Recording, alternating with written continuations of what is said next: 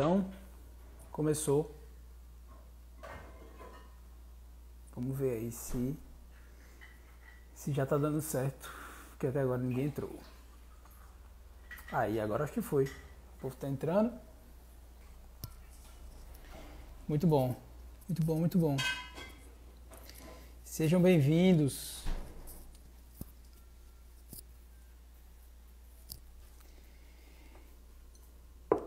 Obrigado. Sejam bem-vindos, tá? Hoje vamos aí dar o início, né? Dar o primeiro dia aqui do nosso curso. Boa noite para Helder, Ricardo, professor Raimundo, Rejane, João Pedro. Estão dizendo que tá sem áudio. Vocês não estão me ouvindo? Me confirmem aí, por favor.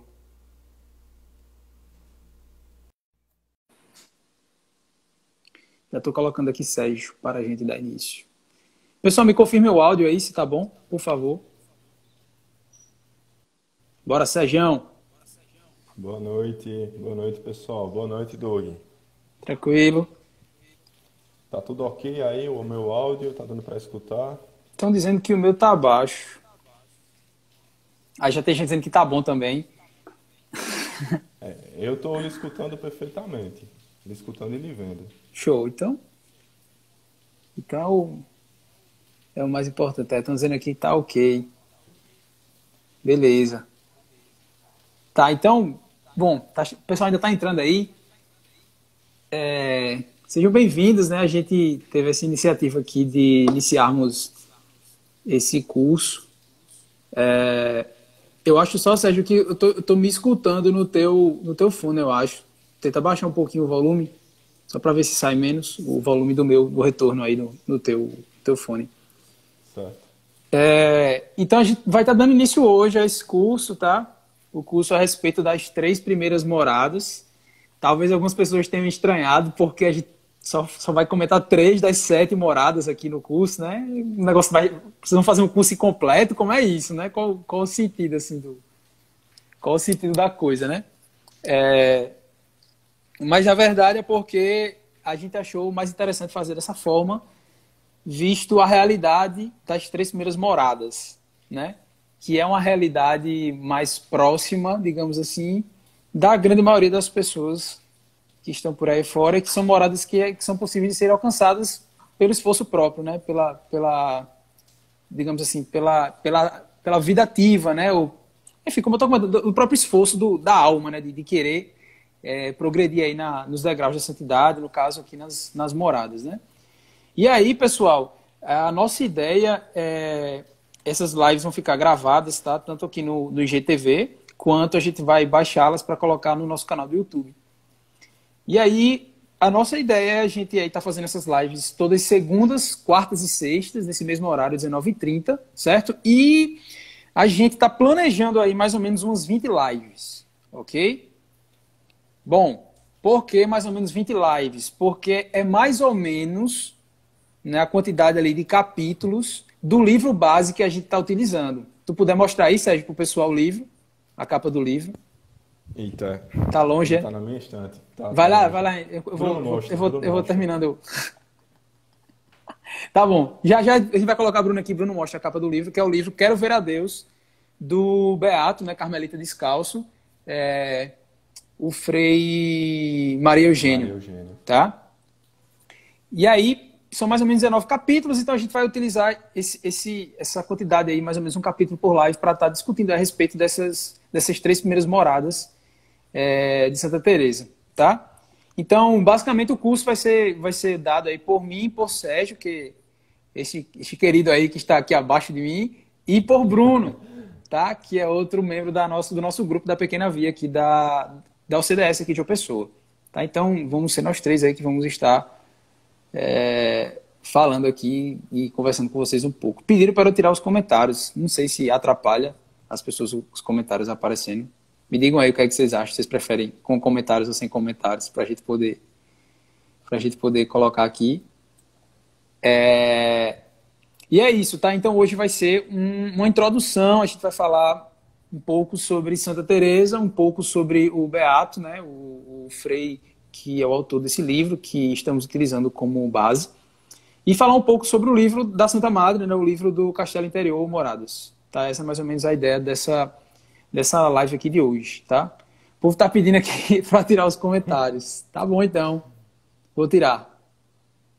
Pronto, tirei. Beleza. Então vamos começar. Não é isso? Eu vou aqui puxar uma oração rápida para darmos então início a nessa nossa primeira live desse nosso curso. Em nome do Pai, do Filho e do Espírito Santo. Amém. Pedimos a Ti, Senhor, a graça de, através desse curso, aprendermos mais sobre Ti. Aprendemos mais sobre o Rei que mora no centro da nossa alma e que nos chama, e que nos convida e que nos seduz para adentrarmos ao salão real. Ajudai-nos a conhecermos mais sobre aquilo que há dentro de nós, sobre a nossa alma, sobre esse castelo.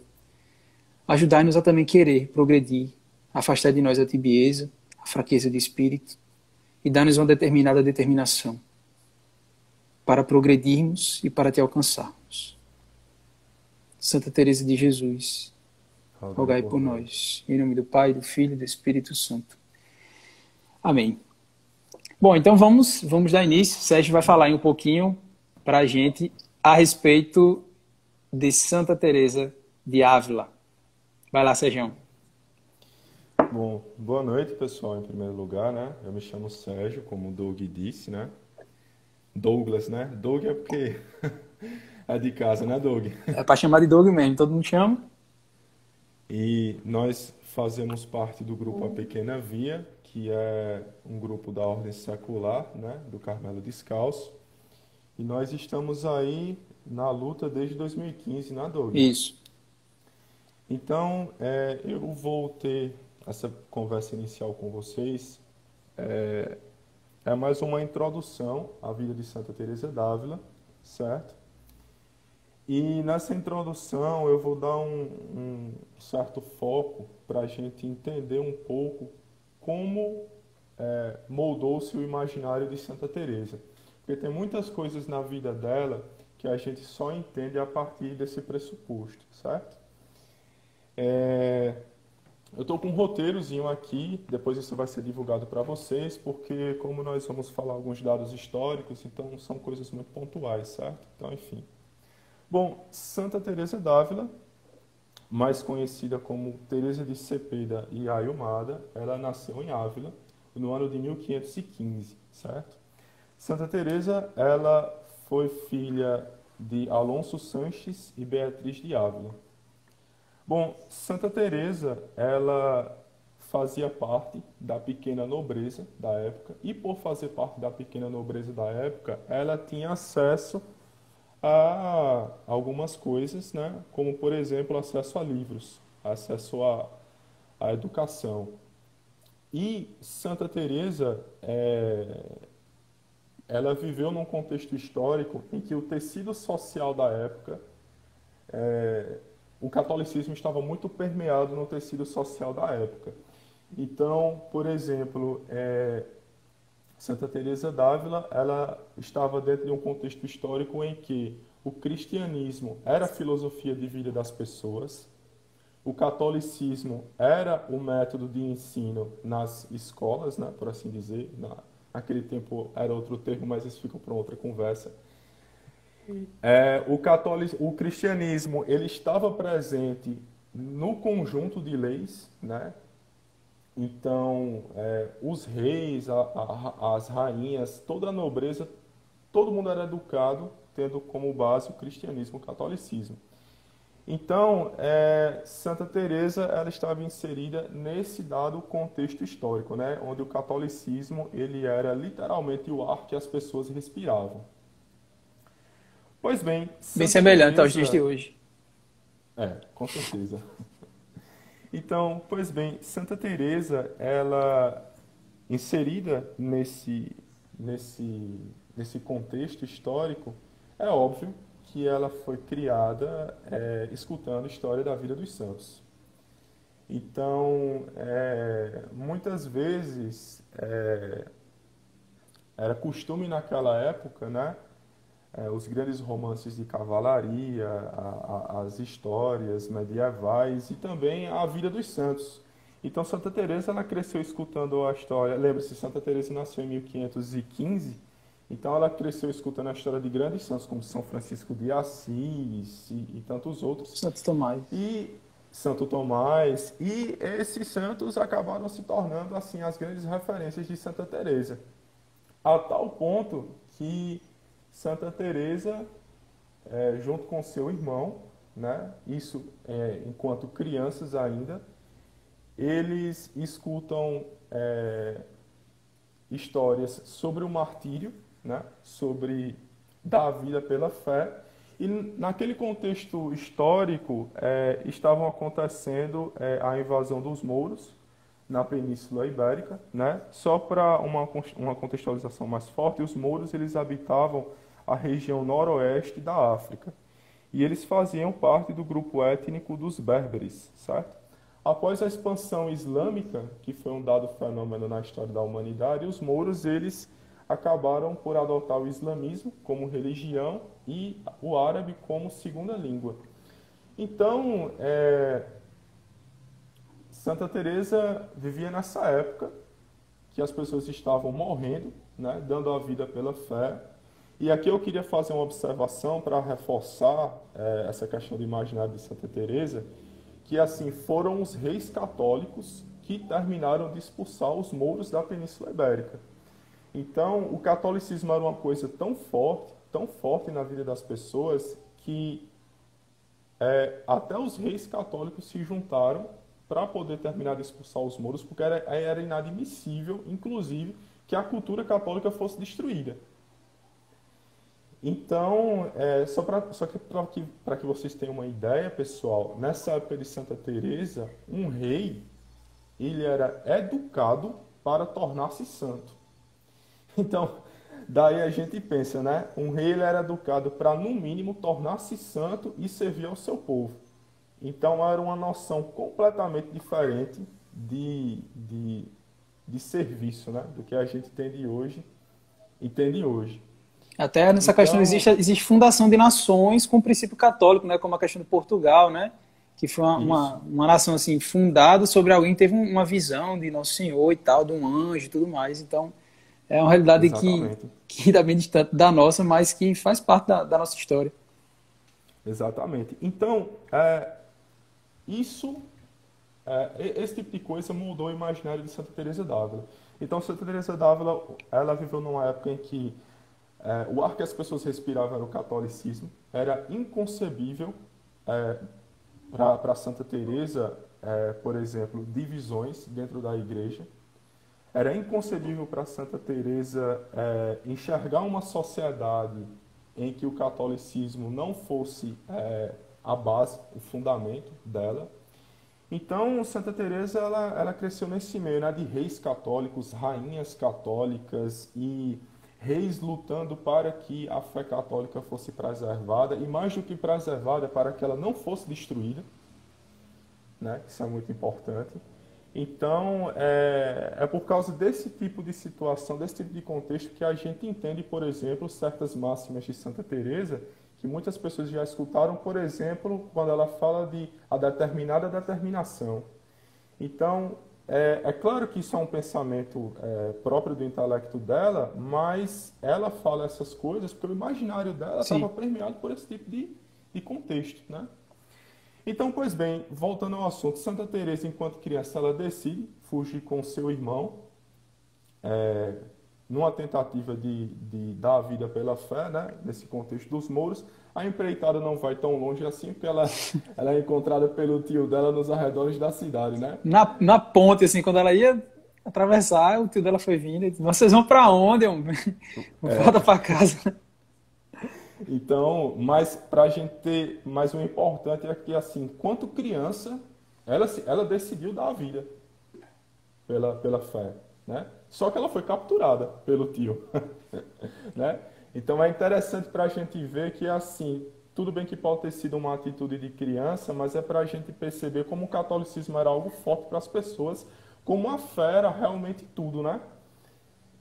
Então, essa era a situação.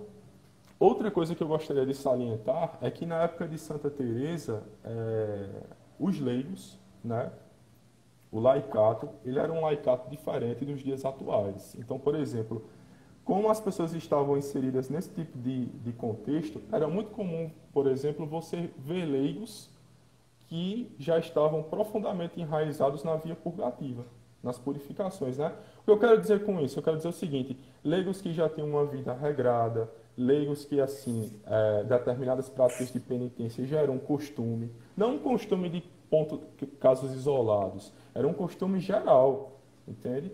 Então,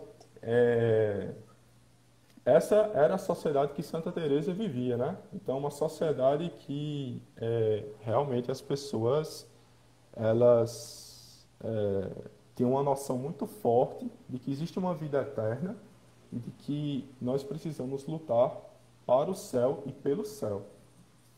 Frei Antônio Pois bem, Ramarim dizia que na Idade Média era comum, assim, na verdade não é que era comum, um católico comum, ele deveria estar ali pelas terceiras moradas, né?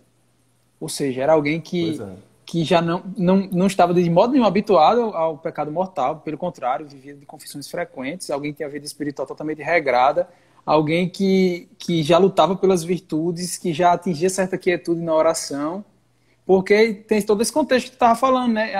Acho que a cosmovisão das pessoas naquela época era totalmente da nossa, né? A cultura facilitava esse processo de santidade, a própria arquitetura, a arte, todo o contexto é uma realidade totalmente diferente da nossa, em que é jogada aí como a Idade das Trevas, só que o povo era muito mais santo do que hoje em dia, né? Eu acho que a Idade das Trevas com é o que a gente certeza. vive hoje em dia, na verdade. É muito mais trevas do que naquela época, né? Então, tudo isso realmente facilitava muito para que a santidade fosse mais possível aquelas pessoas, digamos assim, fosse menos heróica de ser atingida. E quando a gente para prestar atenção que os reis eram educados, ou seja, o menino saía do berço e já ditavam para ele: olha, você tem que ser santo e você tem que servir ao seu povo. Então, assim, era um negócio tão presente que era inadmissível, assim, que certas coisas acontecessem, né? De tão vivo que era a fé dentro das pessoas. Ao contrário de muito que a gente pensa, né? As pessoas têm uma ideia de que, assim, os reis católicos eram tiranos e tudo mais, né? Mas, enfim, histórias para outros capítulos.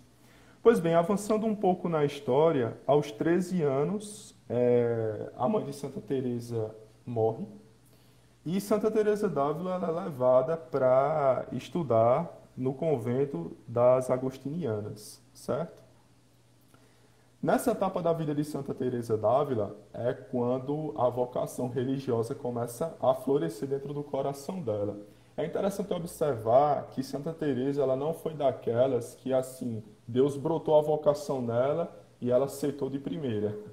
Não, houveram movimentos dentro da alma de Santa Teresa d'Ávila muito conflitantes e ela demorou em certo sentido para escolher de fato a vida religiosa, né? Eu não diria escolher, mas assim aceitar o chamado Sim, de Deus, né?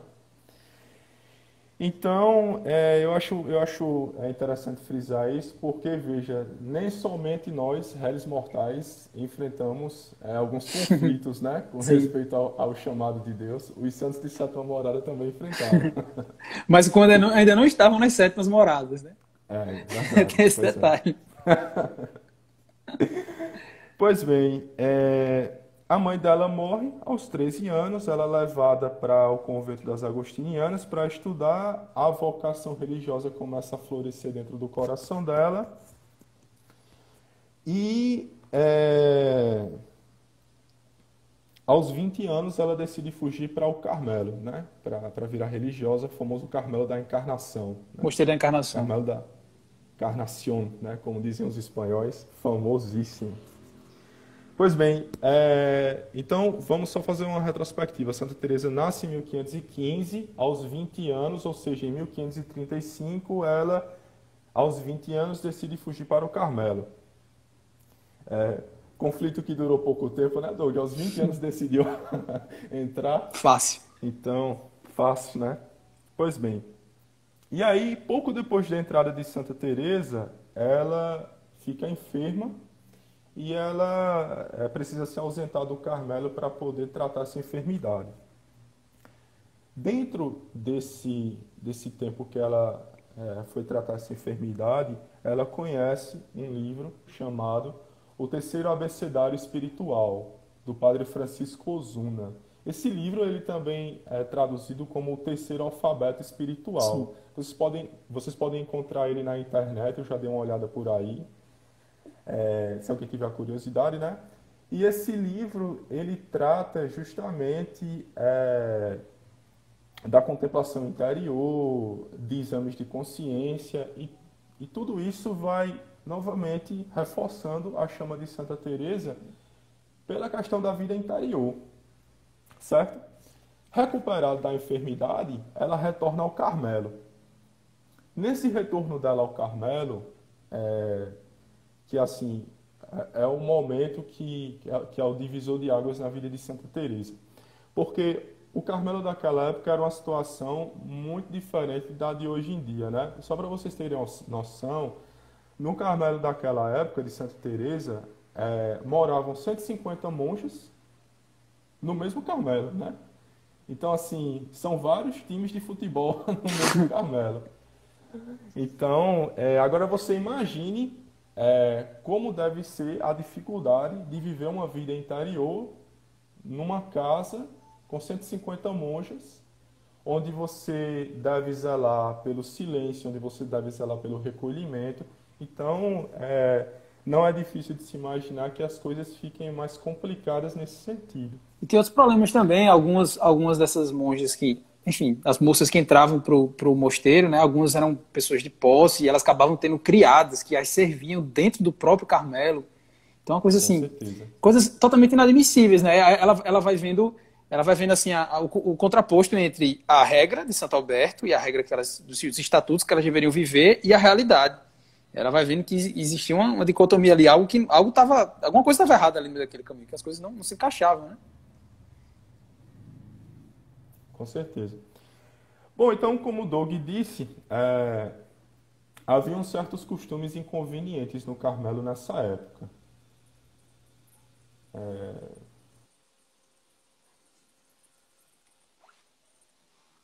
E travou, será?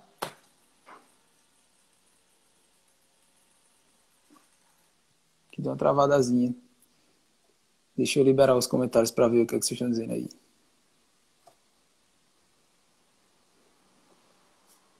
Travou aí para vocês ou não? Ou eu tô aqui ainda?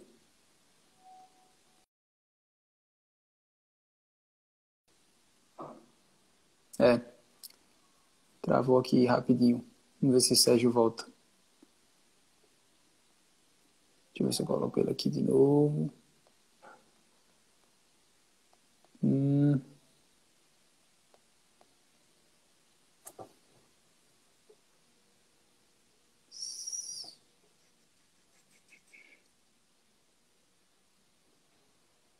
Travou para vocês? Tá, calma.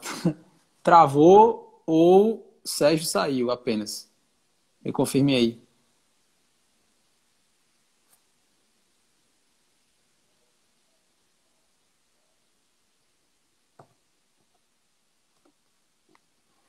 Sérgio, faz o convite de novo aí para poder ingressar na live. Tá, então eu tô aqui ainda, beleza, ainda bem. Estamos aí com 101 pessoas online aqui com a gente, assistindo. Show de bola, muito bom.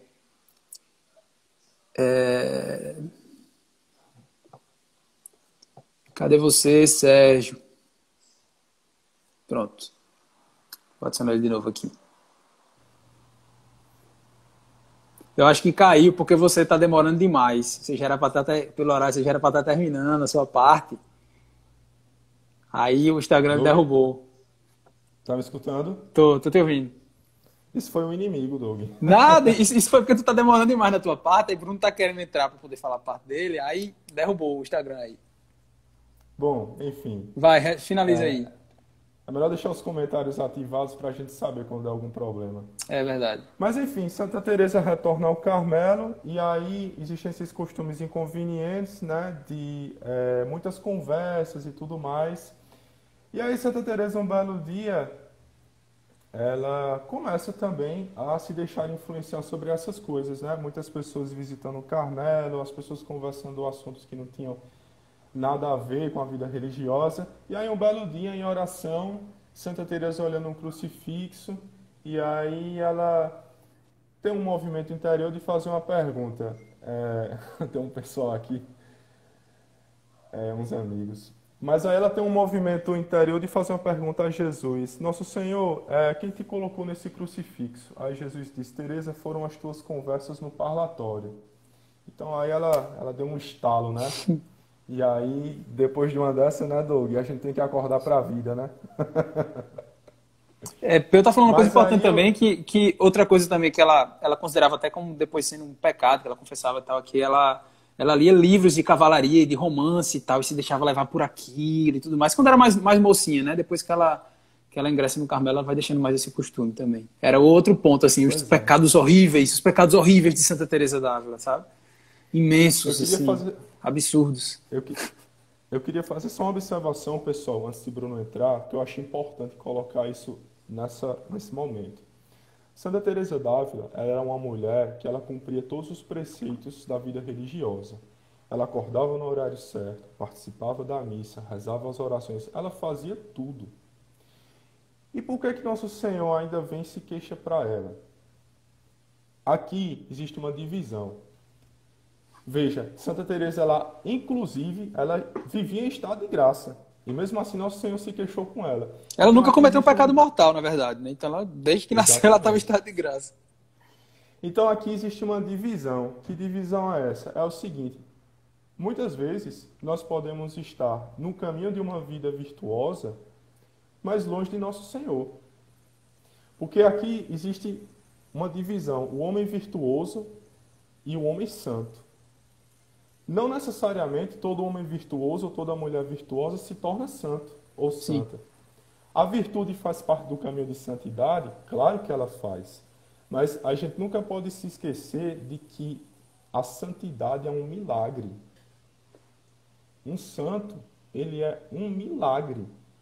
Porque, veja, é humanamente impossível de uma pessoa, por exemplo, como São João da Cruz, rezar para Nosso Senhor e diz, Deus, a minha oração do dia é o seguinte, me dê sofrimentos porque eu quero sofrer pelo Senhor.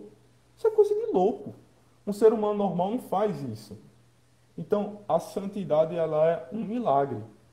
É um milagre. É Deus quem dá. Então, é Deus quem dá, exatamente. Então, como era a vida de Santa Teresa d'Ávila? Ela vivia uma vida virtuosa, mas era uma vida que ela estava longe do caminho da santidade. Era apenas uma vida virtuosa. Mais tarde a gente vai entender que isso aconteceu porque Santa Teresa parou de dialogar com Jesus. Porque toda a obra espiritual de Santa Teresa, se a gente for resumir toda a vida dela, e Doug vai concordar comigo, eu tenho certeza, a única coisa que Jesus queria dela era o seguinte: Teresa, eu quero que você converse comigo. Por isso que Santa Teresa ela tem aquela famosa frase: olhe a quem te olha, né? Mira que Olhe telemira. a mira que telemira. Olhe a quem nunca para de lhe olhar. Então, fica aqui essa observação, porque muitas vezes a gente está levando uma vida virtuosa, mas a gente está ao mesmo tempo longe do Senhor. Né? A gente nunca pode esquecer daquele jovem rico no Evangelho, que ele disse a Jesus que já vivia o caminho da perfeição, né, o caminho da observância da lei, mas quando Jesus chamou ele para dar um passo a mais, ele desistiu. Aquele jovem, ele vivia na vida da graça, ele vivia cumprindo a lei, mas não obstante, quando Jesus fez o caminho da santidade, ele, né?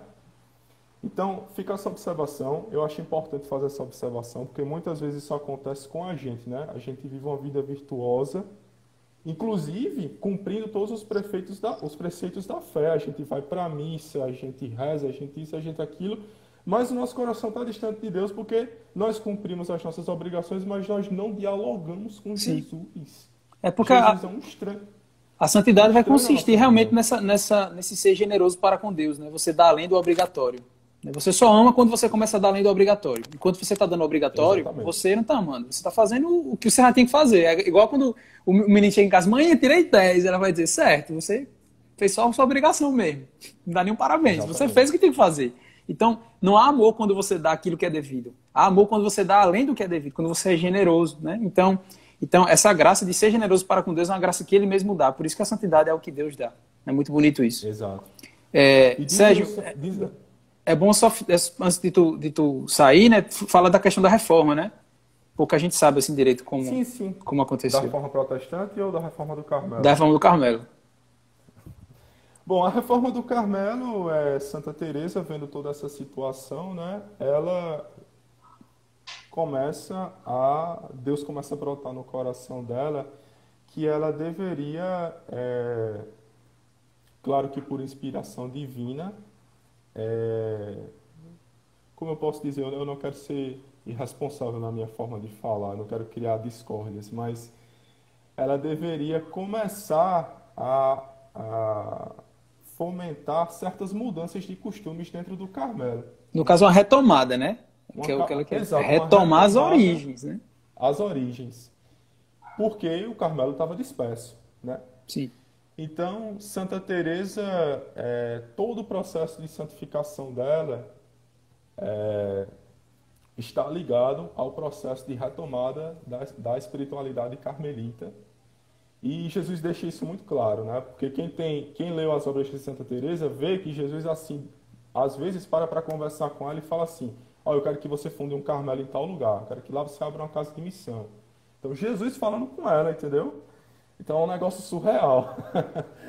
Então, realmente era o itinerário que Deus queria para ela, né? Ela estava no caminho que Deus tinha escolhido para ela. E aí, tem muita história dentro dessa reforma. Ela conhece São João da Cruz, né? São João da Cruz é outro gigante. Tem que ter mais um conjunto de 19 lives aí, 20 lives para falar sobre São João da Cruz. Eu não vou nem entrar nessa história agora, porque é outro doutor da igreja.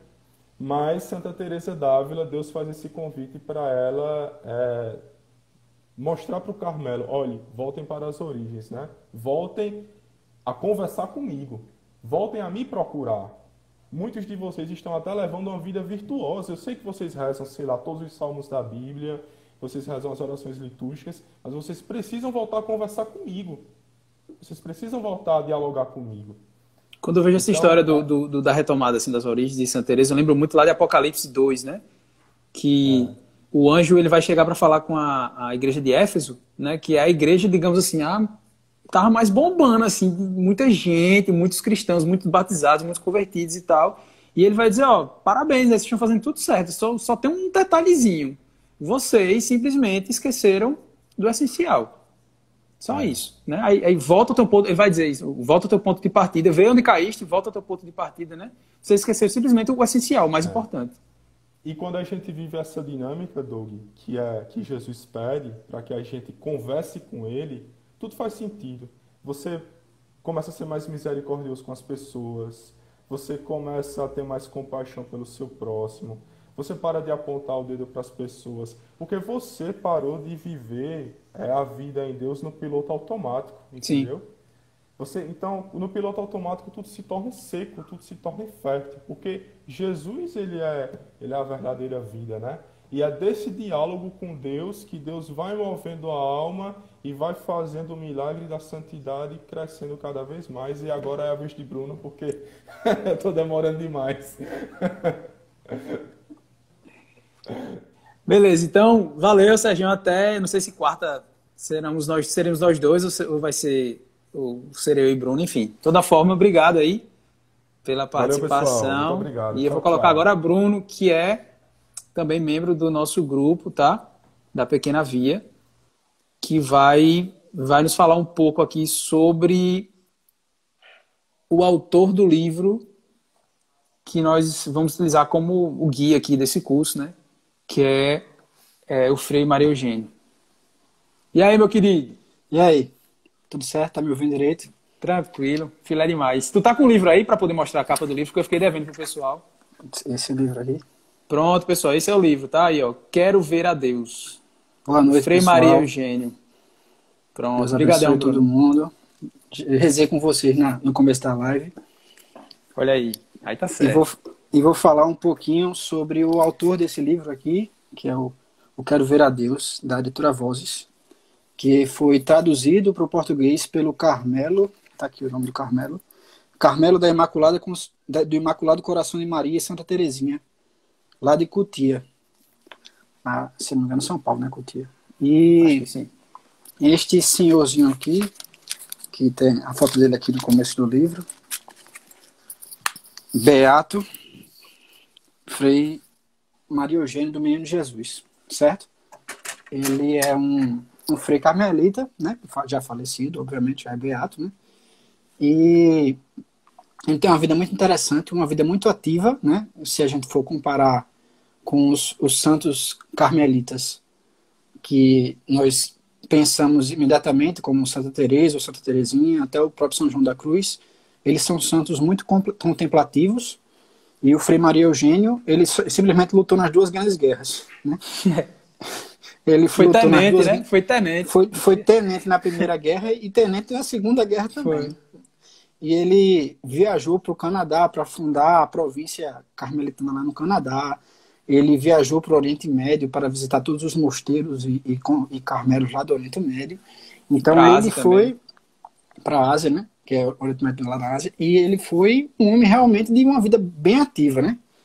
E mesmo assim conseguiu, dentro deste livro aqui, que eu recomendo, quem puder comprar, quem puder ler, eu recomendo bastante, porque ele conseguiu sintetizar os três pensamentos dos três doutores carmelitas, né, os pensamentos unitivos dos três santos, na visão das 7 moradas de Santa Teresa, certo? E vamos começar com a história dele, né? O Frei Maria Eugênio nasceu Henri Grialou, né, em português Henrique Grialou, lá na França, em 1894. Ele nasceu bem no finalzinho já da vida de Santa Teresinha. Ele era filho de Augusto Grialou, que trabalhava numa mina de carvão, e de Maria Grialou, que tinha um restaurante na sua casa. Então, se você pensar que ele era filho de um funcionário de mina de carvão, você já tem certeza que ele era bastante pobre, né? E ele era o terceiro filho de 5. Então ele viveu uma juventude bem debilitada, né, financeiramente, mas sempre muito amado porque seus pais eram cristãos. E seu pai morreu muito cedo, com 10 anos, e ele assumiu meio que uma função já na cidade de padre na família dele, porque ele foi o padrinho de batismo de sua irmã mais nova, que era 9 anos mais nova do que ele. Berta, né? Exatamente. E sua mãe a escolheu como padrinho de batismo, né? Ele foi chamado ao sacerdócio muito cedo já. Ele sempre quis ser padre, desde muito novo, né, como a gente falou.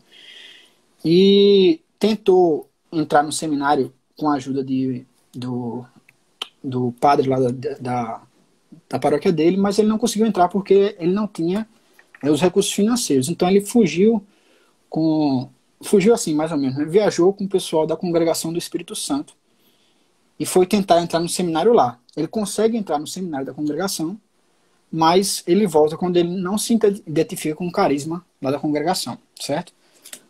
Assim que ele volta para a casa de sua mãe, no caso, ele já é convocado para a Primeira Guerra Mundial.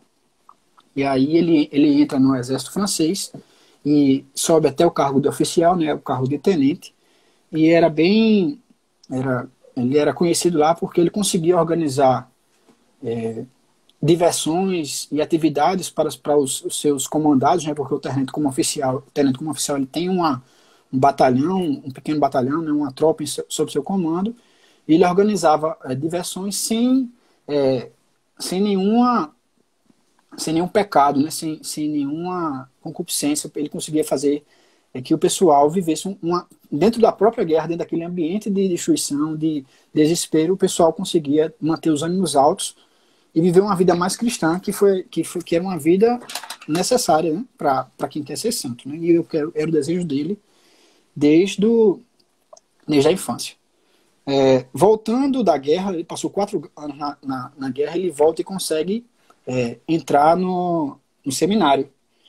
E num retiro para o subdiaconato, né, que né? Naquela época eu tinha várias fases, né? Eu não sei como é que, vários estágios para você virar padre, né? E no retiro do subdiaconato ele lê uma obra de São João da Cruz, uma pequena biografia de São João da Cruz, e se apaixona imediatamente e quer largar o seminário para já entrar no Carmelo, né? E viver com São João da Cruz, viver como carmelita, mas ele tem a resistência tanto da sua mãe, que queria que ele fosse um padre diocesano, porque o padre diocesano ele vive junto da família, ele também tem uma renda mais fixa, né? Ele consegue ter uma paróquia que sustenta, e eu também sou diretor espiritual lá no seminário, é contra.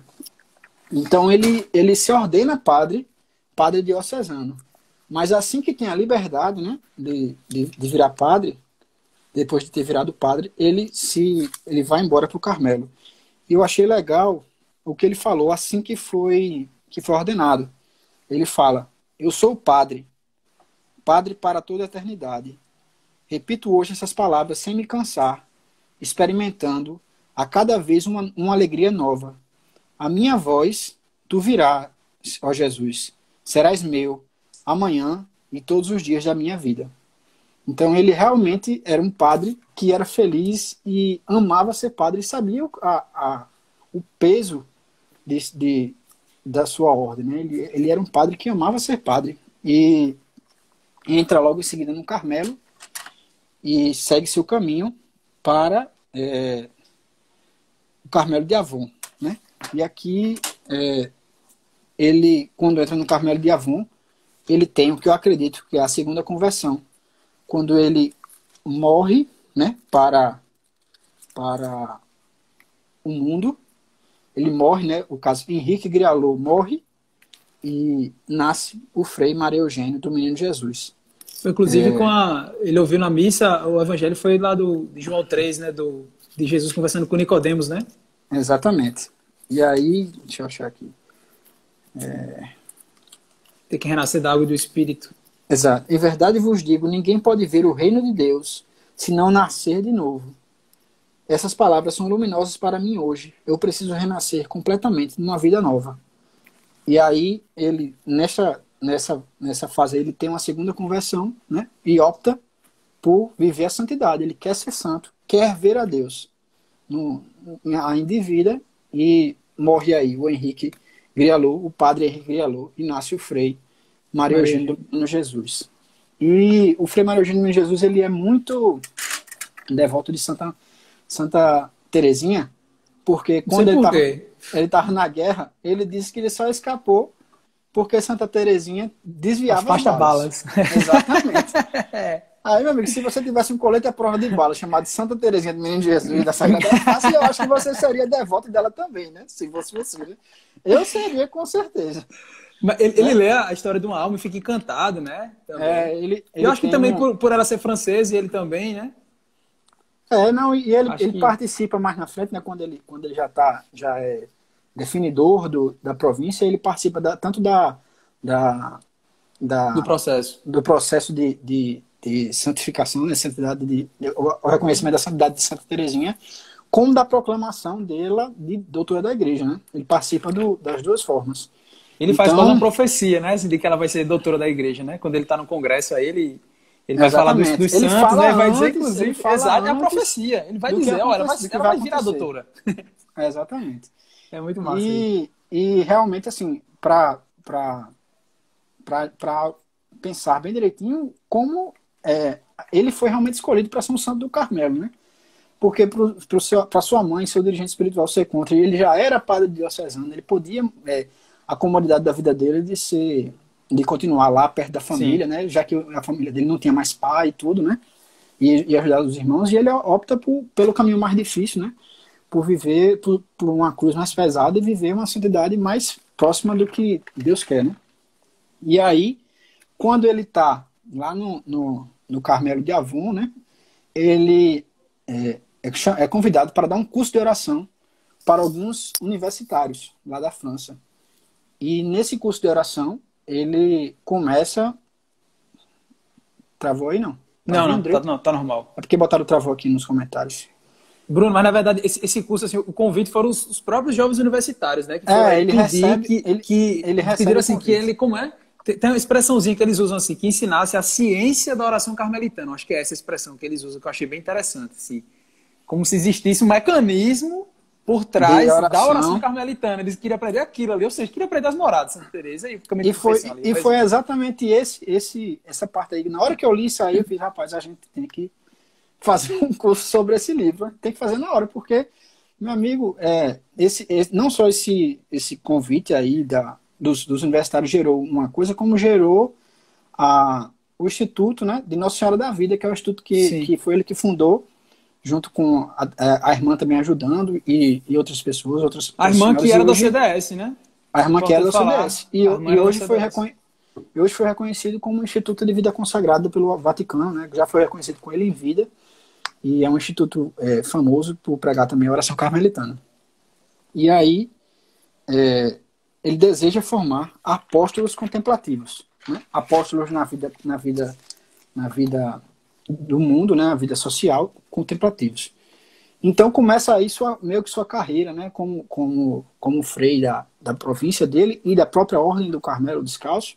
Ele é eleito definidor da ordem e depois é convidado, né? Convidado a voltar para o exército para a Segunda Guerra Mundial. Ele vai para os Alpes franceses, ele não nega, né, a convocação, ele poderia dizer que era padre, que não precisava ir, não nega a convocação, vai para os Alpes franceses. Quando chega lá, que descobrem que ele é padre, manda ele de volta, porque padre não precisava servir na guerra, né, na Segunda Guerra, e ele volta para ser definidor lá da ordem, né. E aí ele é dispensado em 1940. É eleito o primeiro definidor da ordem, que é por 8 anos, um cargo por 8 anos.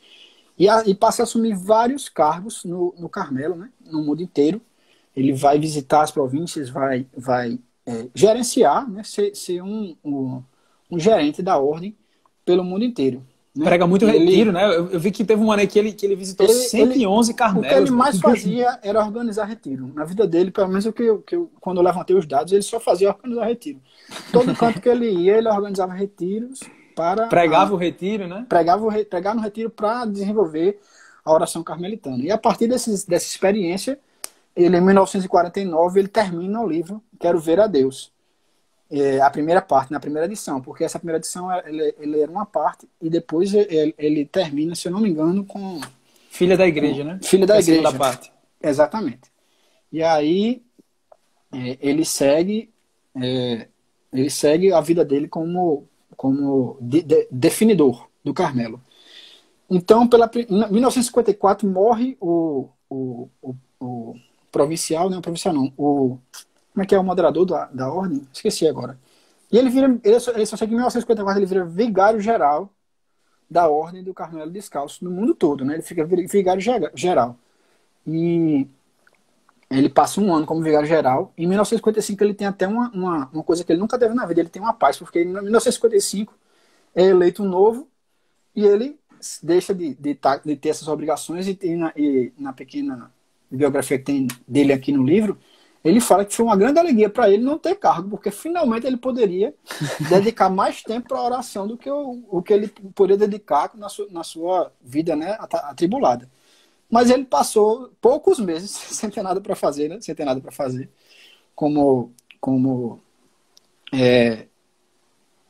apenas como frei, né? Ele já é nomeado no mesmo ano, em 1945, o prior do convento Le Petit Castel, né, que é o pequeno castelo lá na França. E em 1957 ele é reeleito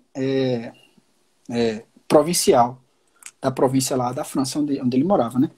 E ele é convidado, né, como muitos padres, né, na época, foi convidado para participar do Concílio Vaticano II e foi muito tocado pela espiritualidade do concílio, inclusive principalmente pela Constituição Lumen Gentium, né, que é uma Constituição importantíssima, com o chamado universal para a santidade, né, o chamado universal da santidade, e ele acredita que aquilo ali vai proporcionar grandes mudanças e crescimentos na igreja, principalmente para a vida dos seculares, né?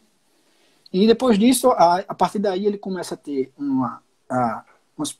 umas doenças, né? Ele tem um ataque cardíaco em 1962, onde ele passa a repousar. Em 65, ele é acometido por uma pneumonia, que já o debilita ainda mais. E em 67, como um golpe final, ele é acometido por um câncer de próstata e vem a morrer em março de 67. Totalmente entregue à graça de Deus. E é esse o seu lema, né, presbiterial, que é entregue à graça de Deus. Que se você pensar em quem está nas moradas avançadas, né, sexta, sétima morada, é uma pessoa completamente entregue à graça de Deus. É um ser humano que já não faz nada por si, faz tudo pela graça de Deus. Então ele realmente é um lema que foi bem empregado, né, para um beato da igreja, esse lema, entregue à graça de Deus. E eu quero ler aqui o que o Papa Bento XVI disse na beatificação do Frei Maria Eugênio. Deixa eu achar aqui.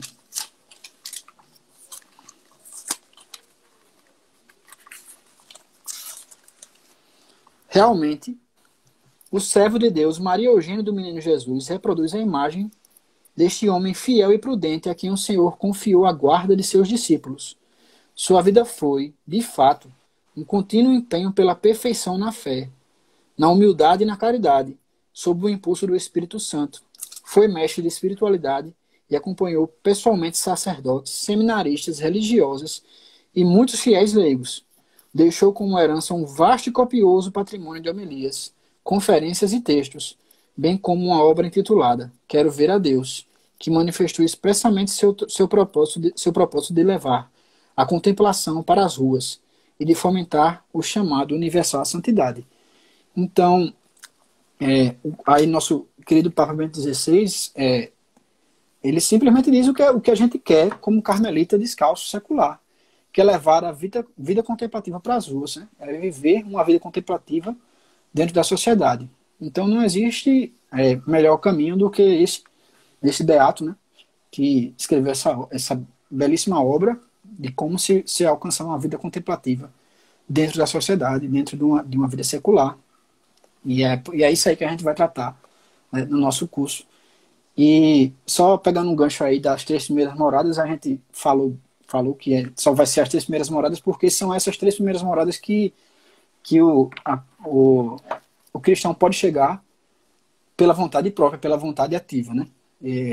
Obviamente que com a graça de Deus nada é feito por mérito próprio, né? Nada é feito pelo nosso mérito, tudo é mérito da graça, mas pela nossa vontade ativa a gente consegue, através do mérito da graça, pelo menos chegar na 3ª morada. E é por isso que a gente está aqui com esse propósito, esse projeto, essa intenção de todo mundo que acompanha o curso, e nós também aqui, né, que estamos fazendo, de chegarmos lá na 3ª morada. Tem alguma coisa para completar, Doug? Eu tinha, mas não vai ter tanto tempo mais. Faltam 7 minutos. Fala aí, os 7 minutos.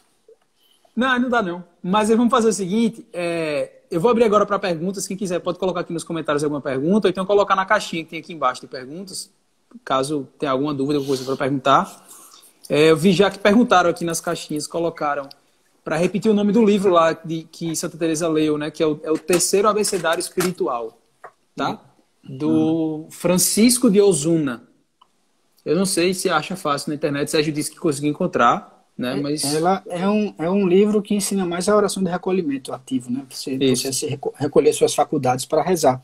A gente vai chegar lá, não estiver chegando na 3ª morada, a gente chega nesse abecedário, né?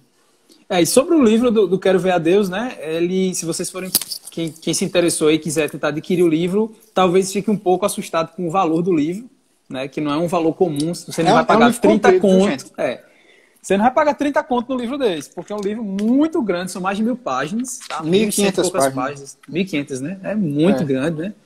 É pequenininho também. Pode ser por isso, né? Mas eu acho que são 1.100 e poucas páginas, né? Então, assim, vale a pena o investimento, porque é um livro muito grande que tem uma riqueza ali por trás, que é assim, alguém que é um beato, né? Esse é o primeiro ponto para a gente já olhar assim, né? Conseguiu unir Santa Teresa, São João da Cruz, Santa Teresinha na obra-prima de Santa Teresa, que são que é o Castelo Interior, que são as moradas. Eu acho que assim é um negócio que você precisa ver, que vale muito a pena, né? Falar aqui, boa noite. Eu vi membros do Instituto Notre Dame de Vie que sente que teremos um novo doutor da igreja, que vai ser ele, ó. Legal. A gente tá bem cotado de doutores, né? A gente tem aí Santa Elizabeth da Trindade, né? Tem alguns cotados aí. Vamos ver se conseguimos aí. Ó, mostrar o livro de novo. Deixa eu ver se tem alguma pergunta que colocou. Esse aqui é da Leitura Vozes. Eu acho que só tem esse aqui no Brasil. Eu acho que sim. Inclusive, eu vi quando eu estava lendo a biografia dele que ele queria que o livro fosse traduzido para português, né? Ele fez questão que fosse traduzido para português. Tá aí. Chegou até nós. Bom, a gente tem mais 5 minutos. Dessas irmãs santas aí, lá de São Paulo, né? Eu acho que deu um pouquinho de trabalho, viu, Bruno? Porque 1000 e poucas páginas. Mas é muito legal, porque nos capítulos ele vai exemplificar as coisas, aí ele pega e faz. Santa Teresa fala isso. Aí ele tem um excerto do livro da vida. Aí depois aí Santa Teresinha disse isso. Aí pega e tira um excerto da história de uma alma. Aí ele pega, São João da Cruz já falou isso aqui. Aí ele pega e junta as 3 coisas que os 3 santos falaram, diz aí, isso aqui quer dizer tal coisa. Aí, meu amigo, é muito legal, porque você acaba vendo a espiritualidade completa, né? Sim. Os 3 doutores do Carmelo, né? Inclusive porque a gente sabe que, assim, eu acho que dos 3, Santa Teresinha é aquele que é dos escritos que é mais fácil de compreender. Né? Porque São João da Cruz tem toda a questão da escrita mística, que se torna complicado por conta disso, né? E Santa Teresa tem a questão de que ela não escreve de forma assim, ela não escreve um compêndio, ela escreve a experiência própria, então ela tem, no meio do caminho, ela já lembra de outra coisa, já começa a rezar e volta, né? Então, ela parece que está conversando com uma pessoa, né? No livro dela, né? Ela é tão habituada a conversar com Deus que quer conversar com os livros também. E aí, às vezes, fica um pouco difícil de entender do palavreado dela, que é bem próprio da época, coisas que ela utiliza ali e tal, né? Então, acho que tem um livro assim de apoio, que é esse livro aí, que vai poder pegar ali os 3 principais santos doutores carmelitas, né? E unir tudo numa coisa só, é bem interessante, né? E é bom também frisar, porque como a gente vai usar esse livro como base, né? Tem interpretações do Castelo, de outros grandes autores, e tem interpretações desse livro, então a gente vai tomar como base as interpretações de Frei Maria Eugênio, né? Que Sim, é um carmelita, que realmente vive espiritualidade, então a gente acredita que ele é o mais indicado, né, para interpretar as obras da Santa Madre e dos outros doutores também. Exato. Vamos ver o que mais tem aqui. 3 minutinhos. Grande Luciano Dídimo falou aqui que Edith está, isso aí, Santa Teresa Benedita da Cruz também é cotada para ser doutora da igreja. Estou dizendo, Luciano, a gente está... De Santo Doutor, acho que a gente está bem cotado aí. Tem alguns aí na lista que perguntaram aqui também na caixinha de perguntas quando vai iniciar o assunto sobre as moradas. Bom, seria hoje, não deu tempo. Então, quarta-feira a gente está começando a falar sobre o livro em si, a divisão nas 7 moradas e porque a gente vai se focar ali mais nas 3 primeiras. Tá? Então, a partir de quarta já começamos. A próxima live é só sobre as moradas, certo? Então, quem tiver dúvida aí sobre as moradas, a gente não vai explicar detalhadamente cada um, mas a gente vai falar do livro das moradas, do livro de Santa Teresa. Isso. Colocaram aqui, o avanço das moradas até a terceira, por exemplo, o que mais se acentua para acelerar o avanço? Ó, já entraram não tem como não entrar no assunto, né? Já entraram no... acesso, né? É você se livrar das suas concupiscências, né? Dos seus... Mas é isso aí, mas a gente vai ver direitinho, gente. Tenham calma, tenham calma, esperança aí, vai dar tudo certo, a gente vai chegar lá. Mas o principal, acho que Sérgio falou, Marcelo, acho que é Marcelo que perguntou aqui, né? O principal, Sérgio falou, que é a questão da intimidade, né? Que Santa Teresa resume que é a oração, que é se coloque o íntimo com Deus. Isso aqui acelera qualquer processo de qualquer coisa no caminho espiritual, de qualquer morada que você tiver. É sempre isso. É se tornar cada vez mais amiga de Deus. E desacelera também, né? Se você não rezar, você vai caindo. Pois é. Brunão, falta 1 minuto e 20. Vamos encerrar por aqui. Vamos encerrar. Tá? Vamos fazer uma Ave Maria aqui. Quem tiver qualquer dúvida, né? Pode guardar aí para semana que vem, ou se eu quiser, manda aí uma mensagem. Semana que vem não, quarta-feira. Ou quarta-feira. Né? Ou então manda mensagem aí no Instagram. Vai lá, Dudu. Vamos embora, então. Entreguemos esse início de curso nas mãos da Virgem Santíssima, a nossa irmã, a nossa mãe, a Virgem do Carmelo, que ela interceda por nós, vele por nós e nos guie sempre no caminho correto. Ave Maria, cheia de graça, o Senhor é convosco, bendita sois vós entre as mulheres, bendito é o fruto do vosso ventre, Jesus. Santa Maria, Mãe de Deus, rogai por nós, pecadores, agora e na hora de nossa morte. Amém. Em nome do Pai, do Filho e do Espírito Santo. Amém. Pessoal que ficou até agora, muito obrigado, tá, pela presença de vocês aí. Quarta-feira a gente se encontra, se Deus quiser, aqui de novo. Tá? Valeu, Bruno. Abração. Valeu. Um abraço.